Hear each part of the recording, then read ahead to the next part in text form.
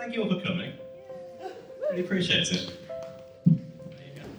I think Nick's just sitting up. Yeah. Oh, that's good. Oh, come on. Hurry up. We've only got 40 minutes. We could fill it. Don't test us. Thank you all for being here.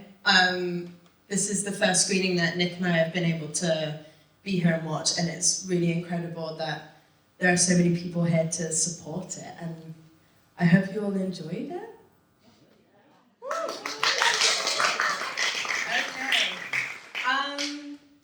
I don't really know how to start off. If anyone's got any questions, if not, we'll just start yapping. Go for it. So obviously the first restaurant scene was where you saw sort of the background noise starting to come in. Before that, it was just the music.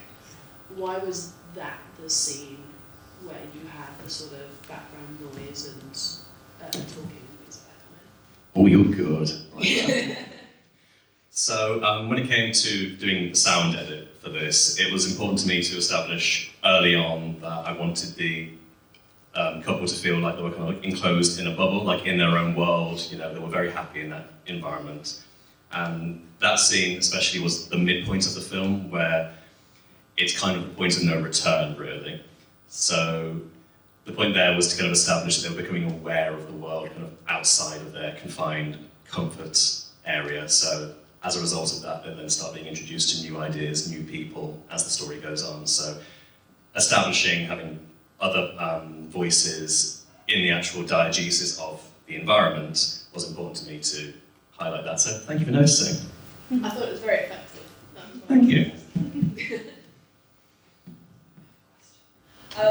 When it came to this one, might be slightly more for Jamie, but possibly for everyone, I don't know. When it came to writing the music, did you start writing it from a script stage, or did you start writing it kind of once you had a lot of the kind of visuals already in place? What did we do? I mean, Kai was incredible, from the offset. So we met at a something that Michael organised. Was what even was it? We went to the students meeting. We met a bunch of film students, and they essentially pitched us at table. And Kai went first and set the bar extremely high because they knew what they wanted. And after that, literally everybody else didn't really. It was a lot of, I've got a film that's due next week, and I've got 40 minutes of music that I want you to write in 2 days. And Kai had this whole layout of ideas and... 3 different pitches. 3 different pitches. We decided to go for Holding On, and Kai sort of sent us scripts, and we had meetings, and they were talking about, what sound worlds they want, what instruments they want. You came with, I want plucking to represent, plucking strings to represent tugging of heartstrings. Yes, so having string instruments, it just was an important kind of image for me, the idea of tugging at heartstrings, and kind of when I was looking into what score I kind of wanted to have for the film, because I had no experience working on a score before, and then I knew that this pitching session would be happening in a few days, so I was like, better start thinking about that, because a silent film kind of relies on its score to carry the momentum a lot. So I took a deep dive into kind of what score I wanted, who inspired me. I know that you've really gelled with the Howard Shore inspirations I kind of had there. Or was it James Newton Howard? One of them, both of them, the inspirations I had there. And as a result of that, I kind of came to really appreciate the use of string instruments in it, and then that as an auditory kind of metaphor for the friction and the conflict that's going on between the two characters. When they're harmonious, it sounds really great, but then when there's friction and when there's tension, it actually can make quite an unpleasant sound. So that just kind of really resonated with me. Kai sent us a lot of dailies from the shoot, so all of the raw footage and all of the scenes, and we had a script as well, and all of that sort of stuff. I don't think we really started properly piecing things together until we had a rough outline of the film, but we did, we were making, the opening, dun, dun, dun, dun, dun, dun, dun, dun, dun, that was just an improvisation I did based on, I think you used the word bittersweet quite a lot when you were describing the film. And so I was just sort of sat at my keyboard, and that was sort of an improvisation that I did, and I sent it to Nick, and we were like, yeah, this is it. And then that sort of became the basis of most of the themes throughout the show. I mean, all of it is the same thing, just coming back in different ways and different instruments and different vibes. Do you have anything to say? Yeah, Jamie wrote the main theme on piano, and then that theme I think is reused in at least like 5 different contexts and different harmonies. So weirdly, we actually, I think the first 2 real pieces that we made progress with was what you did in the opening, and then the very last bit, which we decided to take Jamie's theme and then I reharmonized it. Jamie Lou's theme, and then I reharmonized it with in a minor key because it's written in I think C major, something like that. Yeah. So I just changed it. I just put it in A minor, and then we got you doing some vocal belts over the top. But yeah, one thing Kai wanted us to put into the music was the idea of a cyclical nature. So you have the same themes coming back constantly in different contexts. So even like it made me chuckle watching it back. What we call the pasta milk scene, which is still my favourite scene in the entire film. Really? Okay, maybe not, but I just love that theme so much. But the motif from that comes back like another 3 times, including the last scene in the strings. I mean, the Pass the Milk was, I mean, you mentioned a lot of like melodrama and like the comedy aspect of the earlier part of the film before it gets more serious. And we took that and we said yes. And I mean, the Pass the Milk scene goes straight into the first restaurant scene, which is just that Pass the Milk theme, completely slowed down and expanded into strings. And I feel like you can't tell straight away, but like when you know it's there, like you listen and you're like, that's the same thing. That's the same thing, girl. And on that, it was quite a revelation when my DP, Mike Grimwood, pointed out to me that this entire relationship breaks up because of dairy. It's milk, if not milk, it's cream. And it's like, oh, okay, right. But yeah, but like, I'm speaking on kind of the use of like recurring themes and kind of the cyclical nature of the story. When I wrote the story, I was very much interested in kind of the idea of patterns of behaviour and how we almost kind of get stuck in like cycles of kind of destructive behaviour, toxic behaviour, and kind of to talk more kind of on the inspiration for the film. I think it's no surprise to anyone, this was inspired by a breakup I had. So yeah, it was coming out like a long-term relationship there. I was kind of trying to understand, you know, kind of what led to that chain of events, you know, the small kind of microaggressions, the small disagreements, and kind of making a film that highlighted how important those small, intimate moments were in kind of building or deconstructing a relationship. So it was important to me then to have a story that kind of addressed that kind of cyclical pattern and how we kind of stay in areas of kind of codependence and in just a difficult situation. So it was important for me for the music to replicate that. And I know when I pitched it to you guys, it was like I wanted a positive breakup story. So even though it was bittersweet, I wanted to highlight how important it was for these characters to discover who they are as individuals, because your identity is so intrinsically linked to who you're with that you almost kind of become dependent on that other person to define who you are. So I really wanted to have a score that addressed that cyclical nature, and it was always for me like, it's not, when I came to pitch it to you guys, it's not changing into something bad, it's just something different. And that's always what I came to you guys with, it's like, just I want you to make it different. I told you we could Any other questions?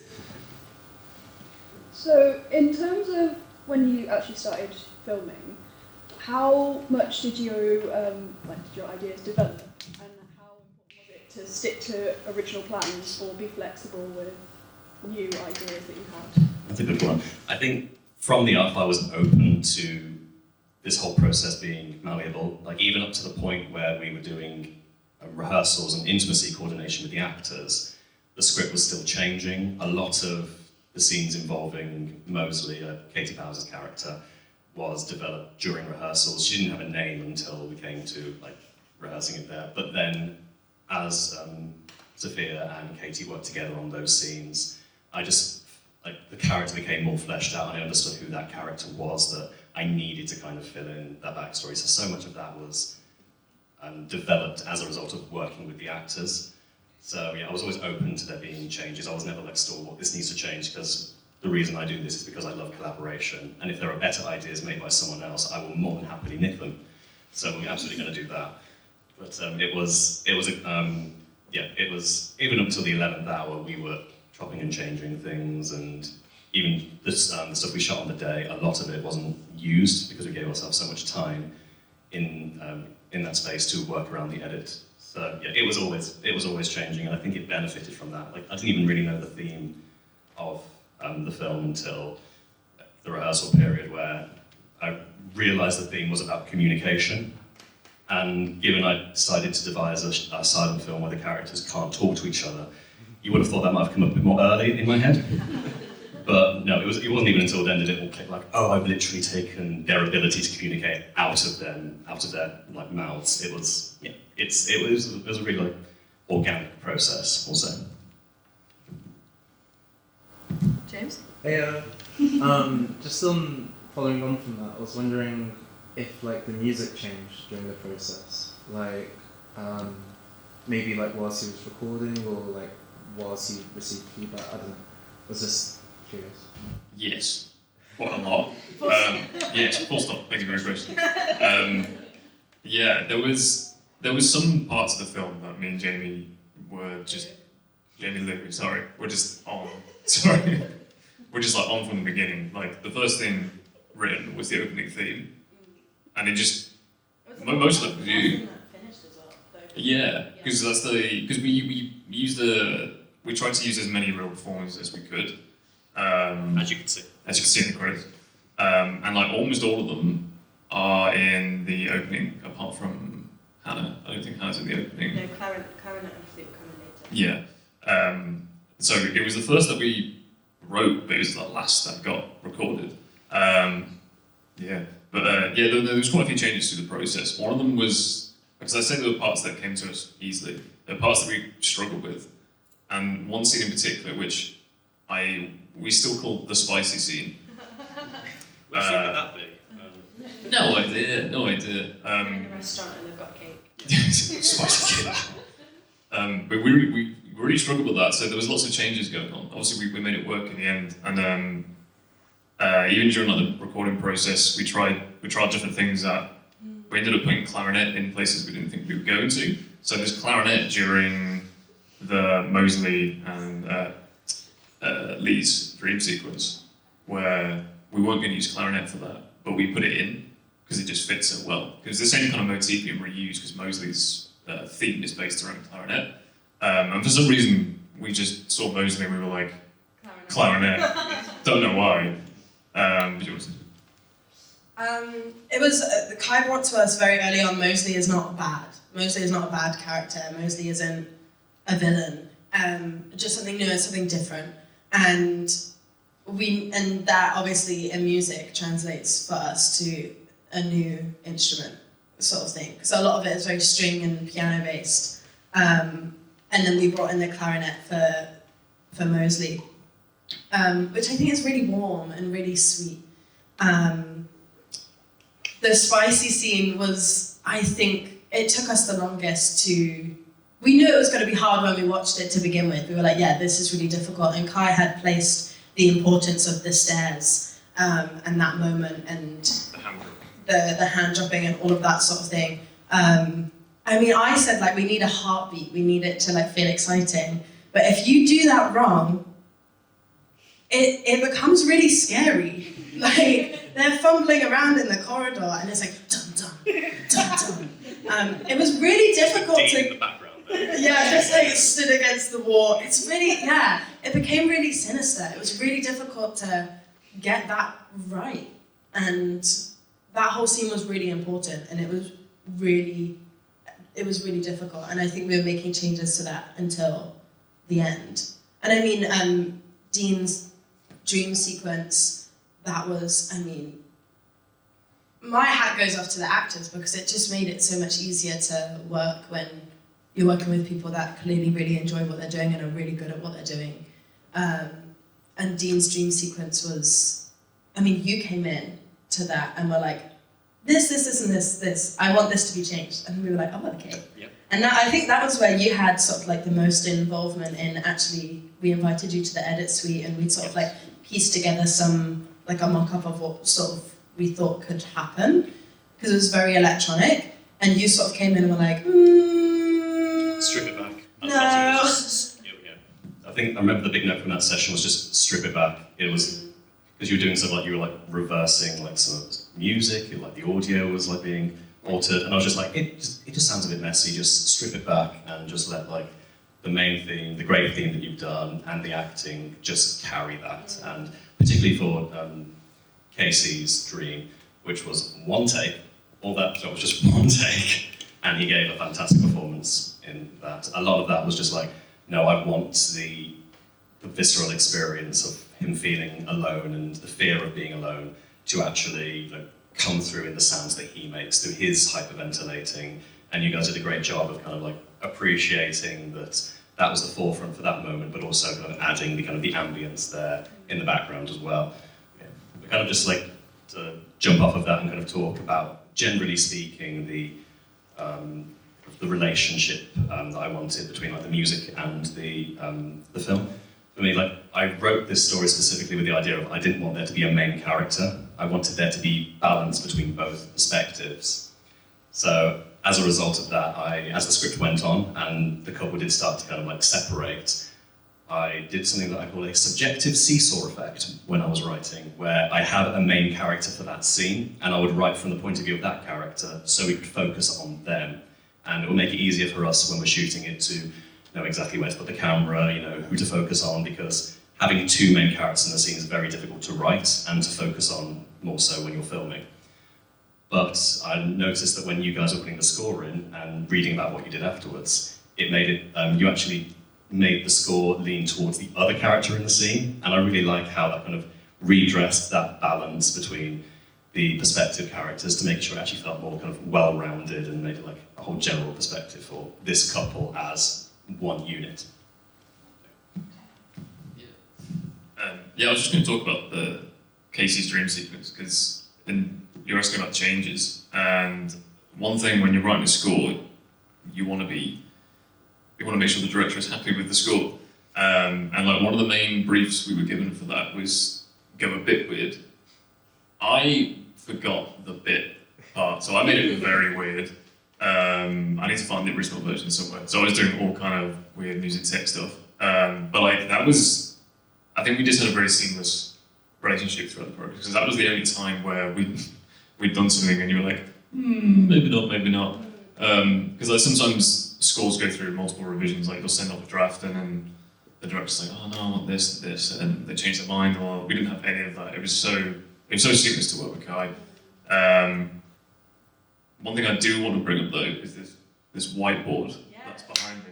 Because as we talked about the spicy scene, and I'll tell you why it's called spicy scene, but yes. Welcome to our TED Talk. So Nick and I were in the trenches with writing the music of this. I went to Nick's house and I stayed there for like, 1 or 2 nights. And we were just in his front room, 2 laptops open, keyboard out. We were like, okay, we need all of the scenes. What do we have for them? What do we not have for them? And talking about changes, bringing it back to the question, told you we could, a lot of it was, I'm very melody-based, you're very chords-based, very, strings and movement. And a lot of it was very, Nick would write something, pass it to me, and I'd say, take that out and add this in. I'd write something and give it to Nick, and he'd be like, take that out, add this in. And it was such a, we knew what our strengths were, and we really, really played to that. And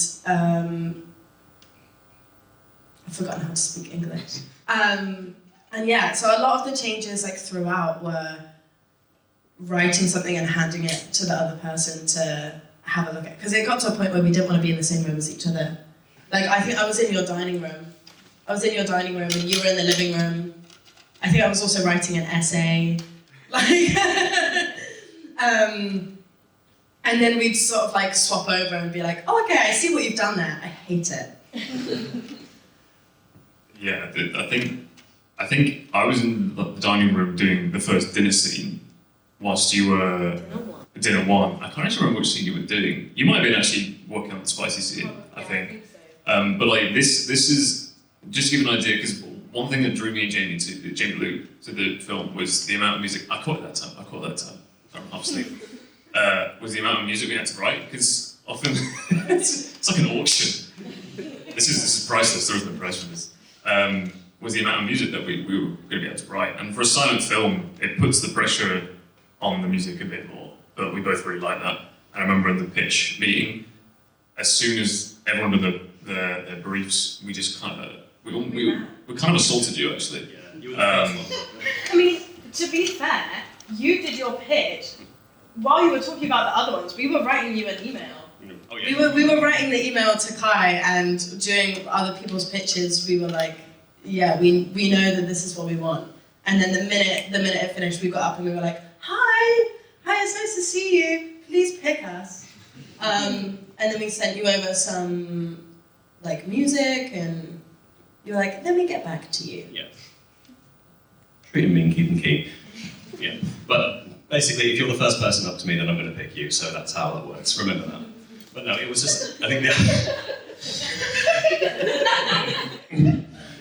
but no, like, genuinely, when I first met you guys, your whole like ethos is like a composing duo, and talking about like your relationship and your friendship there, that gelled with the ethos I wanted for this film, because it's why I included like everyone's face in the credits. I wanted to like put up there like the identities and like of everyone who was involved in this film, because it took about 30 people to make just a 20-minute short film, and I don't think like a lot of people who aren't involved in that process realise that. So I wanted to make sure that those like faces were visible, and if they're at film festivals, then potentially they'll get jobs as a result of it. But that whole spirit of collaboration and what healthy relationships look like, as opposed to the cautionary tale of the film, that was just baked into this project from the very beginning. So the fact that you guys came to me as like a composing duo, and you just were like so positive about it, that was just like, oh, this needs to happen. This is a marriage made in heaven, really. Any other questions? Michael.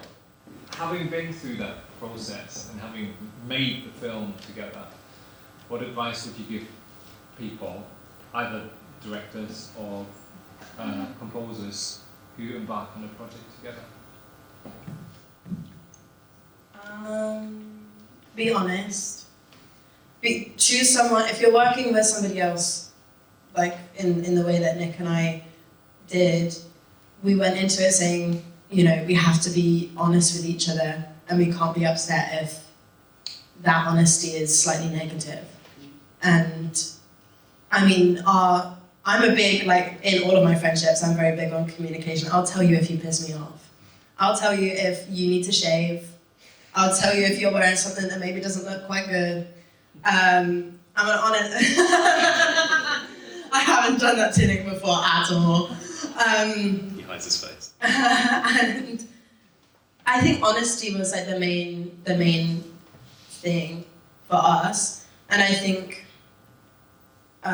something that made it really easy working with Kai specifically as a director was their communication throughout the whole process, and how willing they were to come into the studio and listen to our drafts and know that they were drafts and not like the final thing, and give that sort of grace and knowing sort of what you wanted, and being there to sort of communicate, this is what I want, or this scene, I know exactly what I want. And also, like, don't have a tiny deadline. Don't give us 2 days. It's not gonna happen. It's not gonna happen. Yeah, communication. Going on from that, just being organised and making sure to make time for each other. Like when we set out to write the score, I don't think we probably wouldn't have thought that you'd be coming around to my house for like a weekend and we'd just be locking ourselves in. But that did end up happening. But the whiteboard, one of the reasons I brought it, that's not moved from my office in like over a year. Oh my god, it's been a year. Yeah, which is kind of wild to say. No. But even something as simple as just writing down everything on a whiteboard, like it's simple, but it's so effective. And also we got to the point where we stopped using it because I don't know if you saw on there, for everything it said draft. That was not drafts. We didn't actually finish the music. but yeah, just being open and being honest, like Jamie Lou said, it's really important. It does help when you have like the most organised director in existence. But yeah, yeah, from director's perspective, what would you say? I'd say knowing what your composers need when you're pitched to them. I was lucky that I'm a big forward planner, so I'd already gone to a composing pitching session through uni. So I basically just took all the advice from that session. So it's like, okay, go there with particular inspirations, but also composers want practical stuff like how long is it going to be, what instruments might there be, what are the themes, the stuff that you want are being inspired by. So I just remembered all of that, and I did that 3 times over at this composer pitch. And clearly there's a reason that you guys gelled with the pitch. I actually had little printouts, 3 printouts there. There we go. But I wanted to kind of ask, you say that you were writing an email to me like as I was pitching to you. What was it about this story and kind of the ideas that I pitched to you that really kind of gelled to both of you as a composing duo? Gay. We're fielding no questions. I don't have to follow that up. I think for me, it was just the way you explained the story and how I think positive breakup story was something that really caught my attention. Yeah, I don't really know what to say to that, to be honest. But the story itself, it's not a story that, because with all due respect to some of the pitches, they're all kind of fall into 2 categories. Either like some thriller where someone goes into the woods and gets murdered, or the weirdest thing you've ever heard. Yeah, perhaps. Oh dear. I work with a lot of people who had Killers in the Woods short films. Killers in the Woods short films. Yeah. Yeah, there's a lot. Sorry, I don't like it. So yeah, it was a refreshing story because I think when you're a student filmmaker and a media student, you maybe try to jump into something that's really, really out there in terms of like, oh, we need a werewolf or a mummy that's going to murder someone. But like Kai's story was so human and it was so emotional, and I think that's one of the nice things that drew me to it. Because then, as composers, it allows us to we can draw our own experiences, but also we might not fully relate to everything. There's always relatability there. I think also just like if we forget the story for a second, the way that Kai held themselves and presented themselves as, you were very confident, you went up first and you were like, here you go, I have 3 pictures for you, and it was sort of like, you're going to choose me, like I'm the best person in this room sort of thing, but not in a cocky way, obviously. And everyone else was obviously more reserved and quite shy, or maybe didn't really know. And I mean, you've just said some of the ideas and stuff didn't come to you until like the rehearsal process, or even when you were filming. That did not let on, at all. It was all very, I know what I want and I'm going to give you an answer. And that's what you want, really. I mean, we've worked on another film before. I mean, we didn't score it, I did the song for it. And we had nothing. We had 24 hours in a dream, and Passing is my first single. It's out now. 1 year old. But 1,000 streams. It's like 3,000 now. Anyway, moving on. $14 if you want to know what you earn from streaming. Anyway, literally 24 hours, and it was like, well, what do you want? And they were like, acoustic.